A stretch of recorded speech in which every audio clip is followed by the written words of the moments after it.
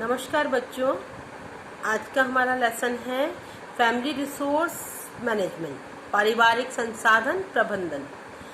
Resource क्या होता है? संसाधन क्या होता है कि जो भी कोई हम अपनी आवश्यकताओं की पूर्ति के लिए जिन साधनों का प्रयोग करते हैं वो हमारी क्या होते हैं? रिसोर्सेज होते हैं, यानी कि संसाधन होते हैं। ठीक है।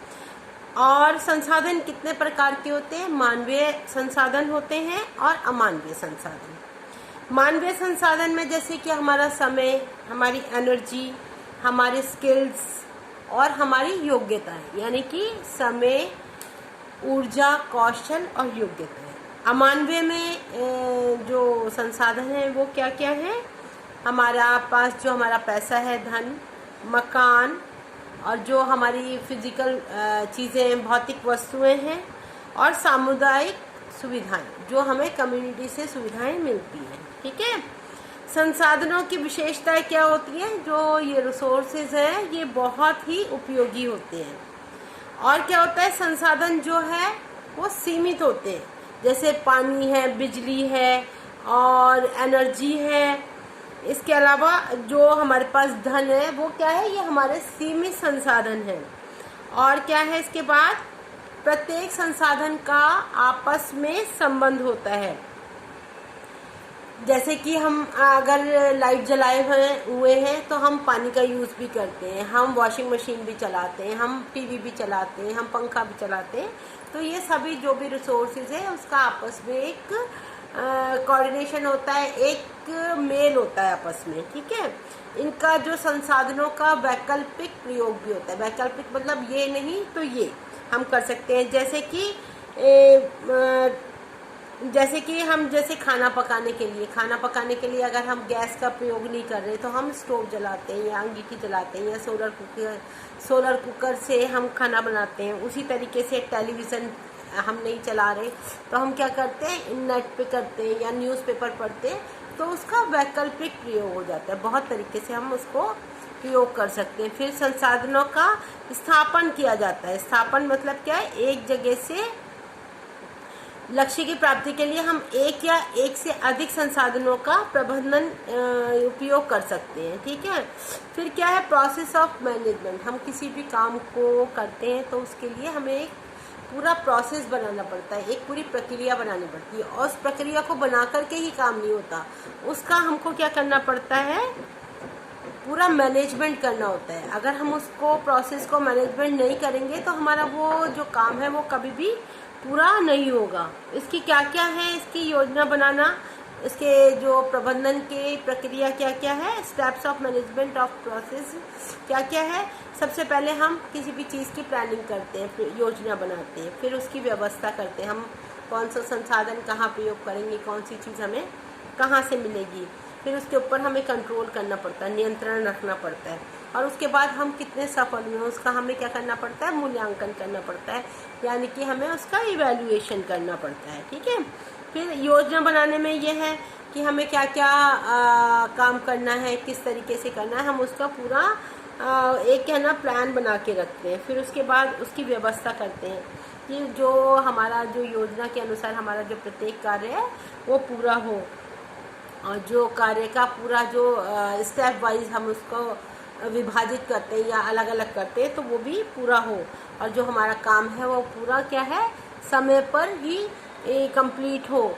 और हमारे जितने भी हम संसाधन यूज़ कर रहे हैं, चाहे हम पैसा लगा रहे हैं, उसमें धन लगा रहे हैं, बिजली लगा रहे हैं, ऊर्जा लगा रहे हैं, या अपनी और कोई शक्ति लगा रहे हैं, तो ये इनकी हमारे पास बचत होनी चाहिए। ये नहीं कि हम उल जो भी खर्च करते जा रहे हैं उसकी हमें पूरा अपना एक प्लान करना पड़ता है। फिर उसके बाद हमारी जो योजनाएं हैं वो सफल होनी चाहिए। ठीक है। इस तरीके से हम अपने किसी भी काम को पूरा करने के लिए प्रॉपर एक मैनेजमेंट प्रोसेस बनाते हैं, मैनेजमेंट प्लानिंग करते हैं, और उसको हम अपने काम को इसी तरीके से पूरा करते हैं। ठीक है। इसके बाद आपके पास क्वेश्चंस में है जैसे कि संसाधनों के प्राप्त संतुष्टि की वृद्धि के 4 तरीके बताओ। सभी साधन जो हैं जो हमारे पास है उपयुक्त संसाधन है, उसकी हमें पहचान करनी होती है कि हमारे पास क्या क्या चीज़ है, हमारे पास क्या किस चीज़ की कमी है।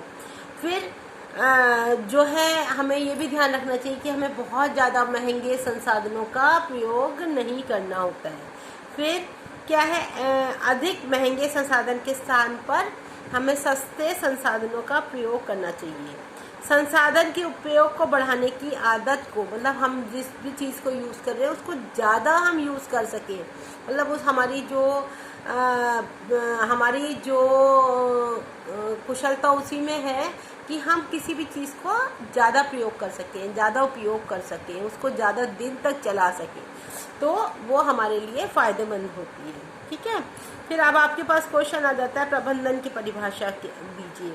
हमारे पास जो भी कुछ संसाधन है, जो भी कुछ है, चाहे वो पैसा है, चाहे वो एनर्जी है, चाहे वो बिजली है, चाहे वो पानी है, हमने अपना कोई भी प्रोजेक्ट शुरू करा है तो हमारा क्या है कि हमारी जो लिमिट है, हमारा जो काम है उस समय के अंदर, उस पैसे के अंदर, उस जो हमारे पास संसाधन है उन्हीं के अंदर ही पूरा होना चाहिए। ये ना हो कि हमें उसके लिए कहीं से लोन लेना पड़े या हमें और समय तक इसको आगे बढ़ाना पड़े। ठीक है।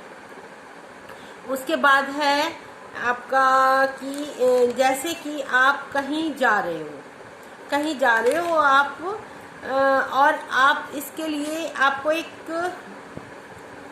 प्लानिंग करनी है। पापा के साथ अपने सैर के लिए जा रहे हो तो आप उसके लिए क्या क्या प्लानिंग करोगे ये बताओ।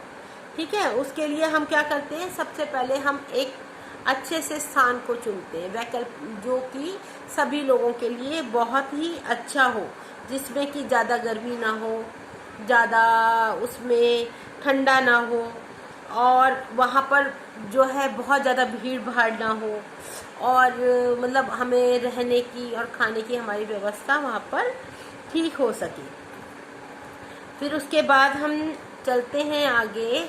उसके बाद हम क्वेश्चन आंसर पे, अच्छा ये वाले मतलब हम क्वेश्चन आंसर पे आते हैं इसके, कि अगर आपके घर में एक पार्टी है, आपके क्या है, आपकी सिस्टर का बर्थडे है, तो आप क्या करोगे, किस तरीके से उसका जो बर्थडे है उसकी प्लानिंग आप करोगी, कैसे इसकी योजना बनाओगी। ठीक है। उसके लिए क्या करोगे, आपने सबसे पहले दिन निश्चित है, जैसे कि आपकी सिस्टर का है 10 अक्टूबर का है बर्थडे, दिन निश्चित हो गया। फिर समय कितने बजे आपको केक कटिंग करना है, फिर आप किस किस को इनवाइट कर रहे हो, फिर ठीक है किस जगह पर हमने ये फंक्शन करना है, वो जो हमने अगर लंच करना है या डिनर करना है या जो हमने शाम का कुछ रखना है ऐसा, तो वो उसमें मेन्यू क्या क्या होगा आपका, फिर आपकी जो डेकोरेशन जो है वो क्या क्या होगी। उसके बाद क्या होता है, ये सारी प्लानिंग हो गई। अब ड्यूटी लगानी होती कि कौन व्यक्ति क्या काम करेगा। अब जैसे मम्मा है, मम्मा क्या करेगी, वो खाने की तैयारी करेगी। पापा क्या करेंगे, वो बाजार से सामान लेकर के आएंगे। भाई बहन क्या करेंगे, अपने घर को डेकोरेट करेंगे। और हम क्या करेंगे, हम अपनी मम्मी के साथ सहायता करेंगे कि मम्मी जो खाना बना रही है, जिसमें अगर कोई किस चीज़ की ज़रूरत है, उनको कुछ हेल्प है, तो हम उसको पूरी तरीके से करेंगे। ठीक है। अब क्या है, उसके बाद क्या हुआ कि खरीदारी हो गई, खाना बन गया, सजावट हो गई, मेहमान आ गए। फिर उसके बाद क्या होता है कि हम इसका इवैल्यूएशन करते हैं कि हमने जो ये योजना तैयार की थी, ये फंक्शन का प्लानिंग की थी, वो कितनी सक्सेसफुल रही, कहाँ पर हमारे ड्रॉबैक्स रहे, कहाँ पे हमें मुश्किल आई। तो ये क्या हो जाता है, आपका मूल्यांकन हो जाता है। ठीक है। ये आपको ऐसे ही हम धीरे धीरे अपनी सारी चीज़ों को, आप जैसे आपने छोटे से बर्थडे पार्टी की करी, अब धीरे धीरे आप अगर इस प्रोफेशन में जाते हो तो आप किसी भी उसके बन जाते हो, फंक्शन ऑर्गेनाइज़र बन जाते हो, या बर्थडे फंक्शन ऑर्गेनाइज़र बन जाते हो, या शादी ऑर्गेनाइज़र बन जाते हो। तो इसी तरीके से हम किसी भी काम को अच्छी तरीके से व्यवस्थित करके उसको पूरा कर सकते हैं। ठीक है। ये लेसन मैंने आपको समझा दिया है। उसके बाद क्वेश्चन आंसर में हम आते हैं। अच्छा, जो हमने मैनेजमेंट के 2 लाभ क्या हैं, कि एक तो अगर हमारा मैनेजमेंट अच्छा होगा तो जो हमारा कार्य है वो पूरा समय पर हो जाएगा, और उसमें कोई भी कार्य, कोई ड्रॉबैक्स नहीं रहेगा। फिर क्या है कि सभी लोग बहुत ही व्यवस्थित रूप से उस कार्य को कर सकेंगे और इंजॉय कर सकेंगे। फिर इसमें जो है सही गलत बताना है। योजना के लिए नियंत्रण की आवश्यकता होती है। योजना के लिए नियंत्रण की कोई आवश्यकता, पहले हमने सिर्फ योजना बनानी है।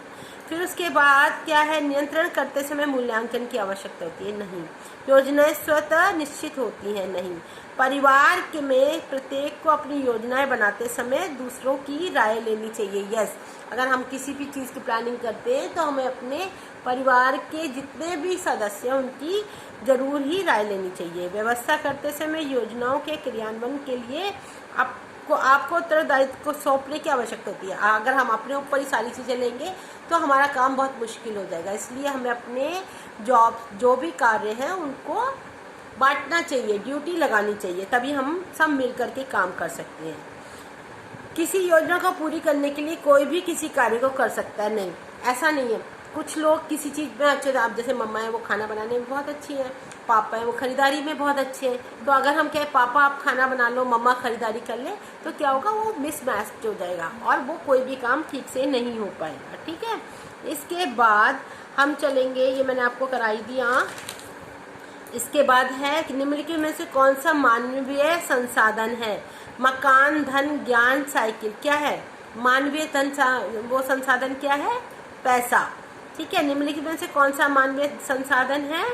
योग्यता, दक्षता, ऊर्जा, डाकघर। डाकघर क्या है, अमानवीय है, वो बाद में बनता है। और ये क्या, मानवीय जो होते हैं ऑलरेडी पहले से ही हमारे पास होते हैं।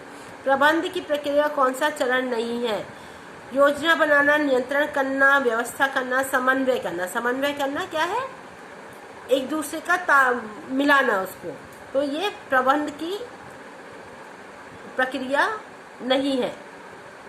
प्रबंध की प्रक्रिया के कितने चरण होते हैं, 4 चरण होते हैं। ये अभी मैंने आपको सारा कराई दिया है।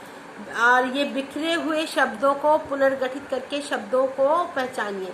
ये आप अपनी कॉपी में करोगे, ये बहुत इंपॉर्टेंट क्वेश्चन है। मिसमैच वो है, जंबल वर्ड्स है, उसको आपको लिखना है इसको। इसके बाद आप जैसे आपकी मम्मी को किसी को घर पर खाने पर बुलाना है तो हमें क्या क्या करना पड़ेगा, वो उसको नियम से लगाना है। पहले क्या, सबसे पहले क्या होगा, हमें कि मेन्यू बनाना होगा कि भाई शाम को अगर किसी गेस्ट ने आना है तो हमें क्या क्या खाने में बनाना होगा। फिर उसके बाद क्या होगा, बाजार से जाकर सब्जी लाना है। तीसरा क्या है, चने भिगोना है। फिर क्या है, दही जमाना है, उपहार लाना है। ठीक है, फिर उसके बाद भोजन पकाना है और घर को साफ और व्यवस्थित करना है। ठीक है, इसके साथ में हम क्वेश्चन में आएंगे। ये आपको मैंने करवाई दिया है। प्रबंध कार्य के चरण, आयोजन, संगठन, क्रियान्वयन, मूल्यांकन की सूची बनाइए।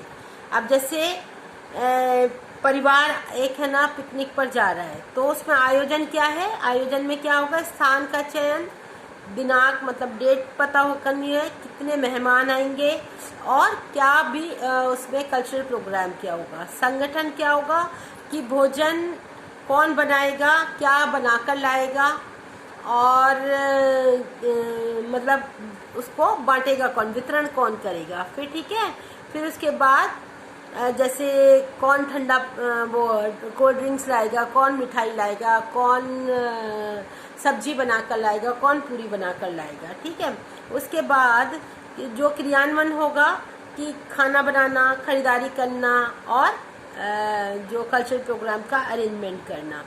ये क्या है, अब उसकी इवैल्यूएशन क्या करोगे लास्ट में कि हमारे पास हमारी कोई चीज़ तो नहीं छूटी है। अगर हमारे पास जो हम जितने लोग हैं उसके हिसाब से सबका खाना पूरा है या नहीं है। और क्या है कि जो हमारी जो डेकोरेशन हुई है वो एग्जैक्ट हुई है या नहीं हुई, सब लोगों को बैठने का स्थान है या नहीं है, सब लोग खुश होकर के इस पार्टी को एंजॉय करेंगे या नहीं करेंगे। यही आपका मैनेजमेंट है। पूरा किसी भी कार्य की योजना बनाना यही है कि आप शुरू से आखिर तक हर चरण को स्पष्ट रूप से समझें और उसको क्रमबद्ध लगाएं, तो ये आपकी प्लानिंग हो जाती है। मैंने आपको ये लेसन कंप्लीट करा दिया, क्वेश्चन आंसर करा दिए। आप इस वीडियो को अच्छे से सुनो, समझो लेसन को एक बार, 2 बार, 3 बार रीडिंग करो, क्वेश्चन आंसर्स करो और नोटबुक में लिखो। अगर फिर भी कोई परेशानी होती है तो आप मुझे फ़ोन कर सकते हो। Okay, bye bye, see you, have a good day.